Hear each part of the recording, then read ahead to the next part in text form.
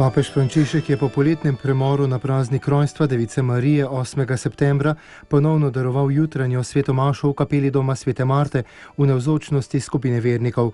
Osrednja misel njegove homilije je bila, da možnost miru na svetovni ravni izvira iz majhnih vsakdanjih gest. Mir se ne snuje toliko med velikimi mednarodnimi zbori, mir je božji dar, ki se rodi na majhnih mestih, naprimer v srcu ali pa v sanjah, kakor se je zgodilo Jožefu, ko mu je angel dejal, da naj se ne boji vzeti k sebi svoje žene Marije, ker bo svetu podarila Emanuela, kar pomeni Bog z nami.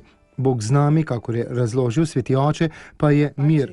Izhodišče njegovega razmišljanja je bilo, da vsi lahko rastemo v enosti in miru.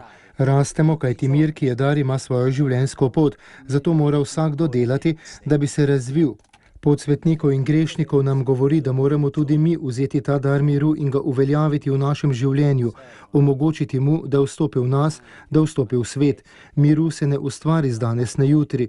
Mir je dar, vendar pa je dar, ki ga je treba vzeti in obdelovati vsak dan.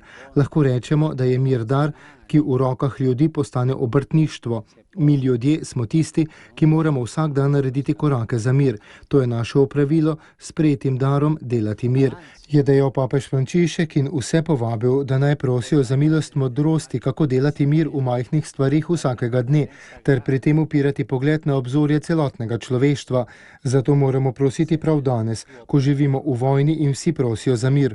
Lahko nam pomaga, če si zastavimo vprašanje, kako je danes z mojim srcem. Je v miru. Če ni, moramo prej, preden govorimo o miru, mir urediti v svojih srcih, je poudaril papež Frančišek.